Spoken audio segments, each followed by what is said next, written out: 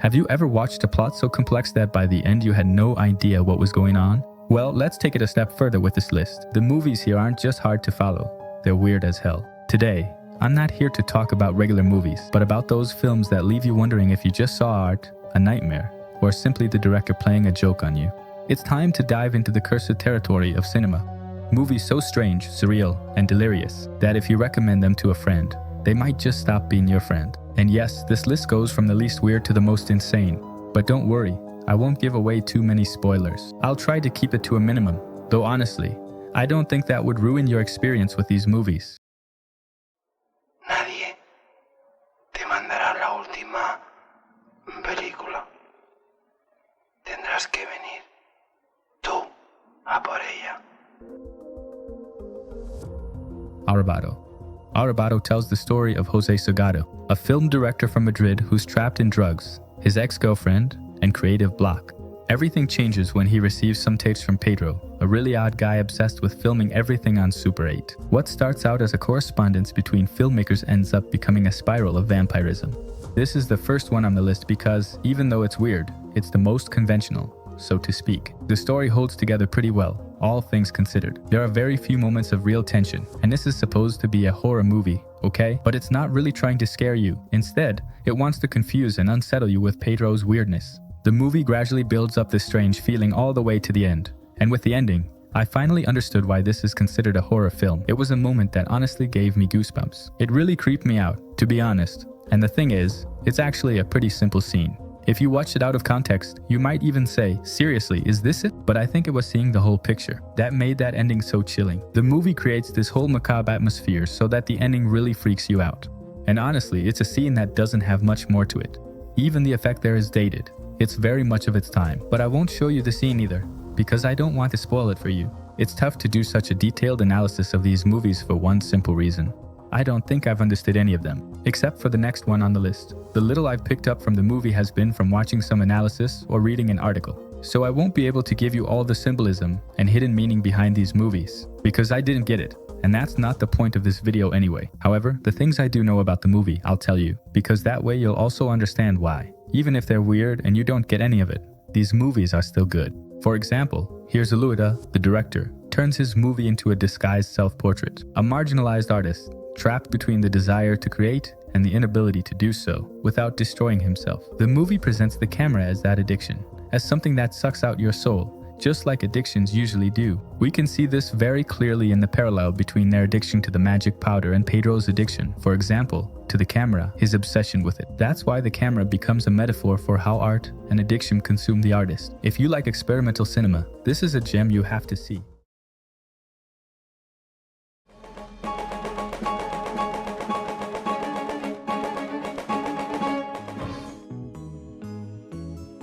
The Antenna.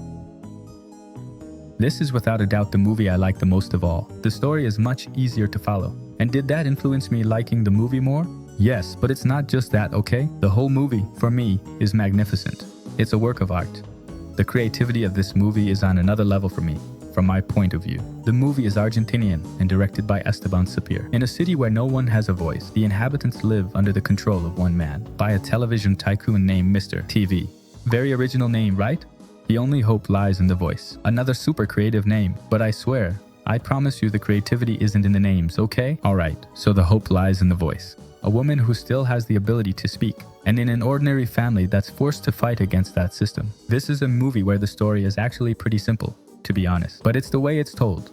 That's the real brilliance of this movie. We're talking about a movie that has no voice, so it must be a silent film, right? Well, I think that except for Arrebato, which is the movie with the most dialogue out of all these, La Antenna is the second movie with the most dialogue of all the ones I'm going to analyze on this list. But how is that possible? Well, it's because people don't have their voices, but they still have their words. Whenever they want to communicate, the typical subtitles from old silent films appear. But here, this device is taken even further. Because not only does it make perfect sense for the plot, the movie is silent basically because they can't speak. But it gives meaning to the subtitles because they still have the words. The thing is, people are aware of those subtitles, of those words. They're not just subtitles, they're words. So much so that, at many points in the movie, they interact with them. And that interaction between the subtitles and the story of the movie was possibly the coolest thing I've seen in a long time.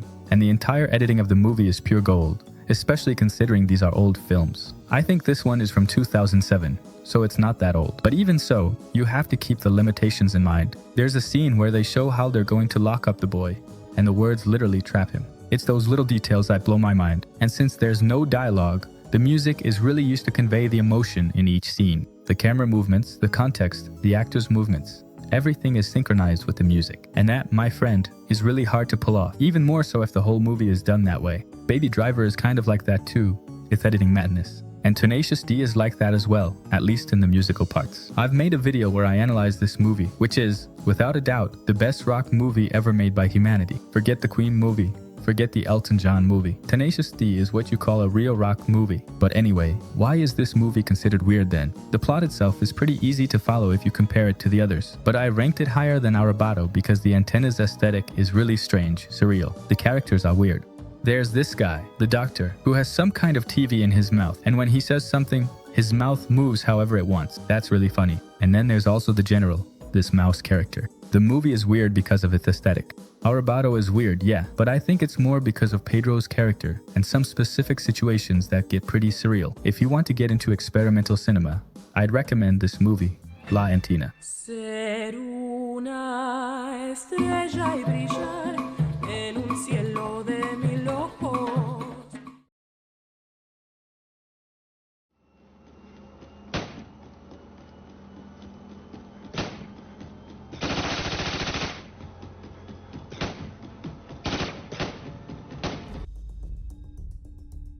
Holy Motors.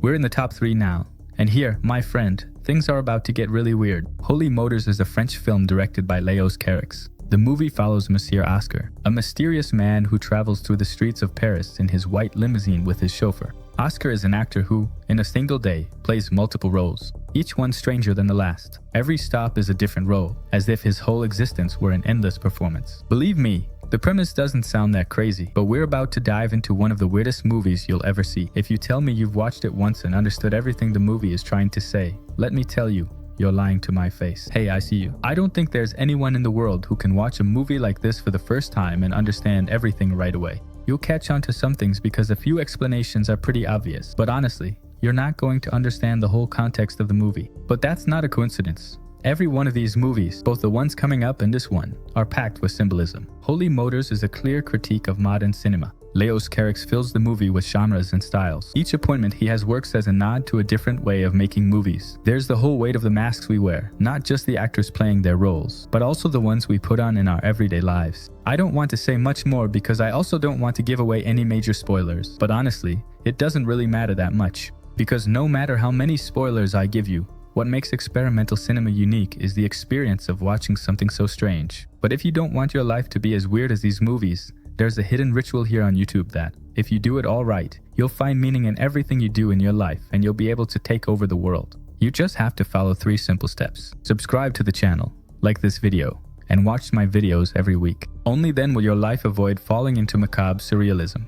And also because I watched all these movies, okay? We're talking about movies where nothing makes sense for 2 hours. These haven't exactly been easy or entertaining movies to watch. So if you subscribe or at least give this video a like, you'd make me really happy, and it would make up for all the hours I've spent with this face.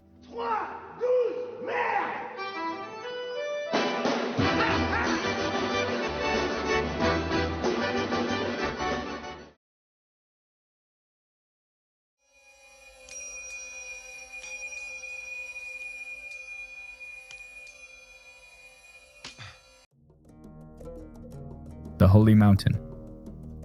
We're talking about Alejandro Jodorowsky, a Mexican director whose movies are pretty weird. But The Holy Mountain is possibly his most well-known and also one of the weirdest. So much so that it was the one that made me want to make this video, and it was the first one I watched. I was planning to put it as the weirdest one until I saw the first movie on the list, but I'll talk about that one later. A thief who strongly resembles Jesus Christ wanders to a corrupt and surreal city. A city ruled by money, sex, and violence. There, he crosses paths with an alchemist who guides him toward a spiritual transformation, along with a group of powerful representatives from different parts of the world. They embark on an initiatory journey to the Holy Mountain, where they hope to find enlightenment and immortality. This is a film with barely any dialogue, relying heavily on visuals and, above all, symbolism. The film leans heavily into symbolism. Since we're talking about a spiritual journey, there are many references, especially to mythologies and religions. But there are also references to tarot and alchemy, which is the whole process of turning something worthless into something of great value. In short, the alchemist himself tells this to the protagonist. You are excrement. You can change yourself into gold. And the whole scene at the table at the end. They use a device that I talk about a lot on the channel, and I even have an entire video explaining how to do it well. I'm not going to say what it is because I think it's a pretty big spoiler. But that ending makes perfect sense for the plot, and especially for conveying the idea of a spiritual journey. It's a very strange movie. The whole film feels like a ritual. But if you keep in mind that it's a movie trying to convey that spiritual journey, even though it actually seems more like a spiritual journey into hell than toward enlightenment, if you watch the film from the perspective of a spiritual journey, it makes a lot more sense. That said, you'll need to know a lot about symbolism to understand everything that happens in this movie. But you won't need as much knowledge of symbolism as you'll need for the next movie on this list.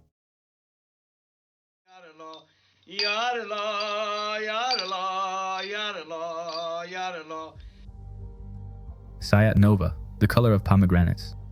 And now let's talk about Parajanov, a director from Georgia, another filmmaker whose movies are extremely strange, but his most well-known film is probably The Color of Pomegranates. The movie is basically as if the director said, what if we make a biographical film about an artist, but instead of telling the story of that artist, I show how I interpret the artist's vision of his own poetry. Well, yeah. If you didn't understand anything, it's because we're already diving into the madness. The film tells the story of the Armenian poet Sayat Nova, not through a linear biography, but through symbolic and poetic images that represent the author's childhood, his artistic calling, his love, his monastic life, and his death. There is no conventional narrative or lengthy dialogue. Instead, the film is filled with religious, cultural, and artistic symbols from Armenia. If the holy mountain was packed with symbolism, this film takes it even further. Literally every second of the film symbolizes something, every single frame. It's impossible to talk about all the references in that film in less than a 4-hour video, and you need an immense knowledge of religion, and who knows what else is in that movie. Honestly, this has been the hardest movie for me to watch. And yet, it's probably one of the shortest. I think it's about 1 hour and 20 minutes. But honestly, it felt endless to me, since the whole movie is like a giant canvas full of symbolism. It's not just that I didn't understand anything. It's that I literally felt like nothing happened in the movie. And obviously, that's because I didn't get it. Yeah, that's why. Because the movie is considered one of the greatest in human history. But there's one thing this movie did better than any other, and that's the cinematography. Visually, the movie is stunning. All those other movies I mentioned had incredible cinematography, honestly. But this one, without a doubt, surpasses them all. There were shots that mesmerized me. And the good thing is that at least that helped me get through the movie a little better. But I didn't understand a thing. After watching some analyses online, the only thing that stuck with me is that it's an interpretation of the poet's life told through his art, which in this case is poetry. Also, the fact that the scenes are like a canvas is a little strange, but I think it makes perfect sense, because a lot of works of art, especially in photography, painting, and in this case poetry, have a very high level of interpretation. Photography is static, paintings don't move, and poems don't change their words, and it's up to each individual to interpret something from that work. That's why the photography is so flawless. It's not just to make the movie look good, but to give you the feeling that you're inside a work of art, in this case, poetry. This is without a doubt the most hardcore movie to understand, and if you want to enjoy it, you'll need to have a background in watching weird films. I want to make a second part to this video, but I won't do it unless a lot of people ask for it. Because honestly, these movies were pretty tough to watch. They were rough, but I have a list of almost 20 movies like this. So if you want to torture me a little more, I could easily make a second part. And since we've been talking about the absurd, I'm going to move on to something absurd but easier to digest. And that's absurd comedies. Stories that seem to make no sense but actually hide an incredible critique. And of course, I've made a video here analyzing absurd comedy movies. If you want to check it out, there it is.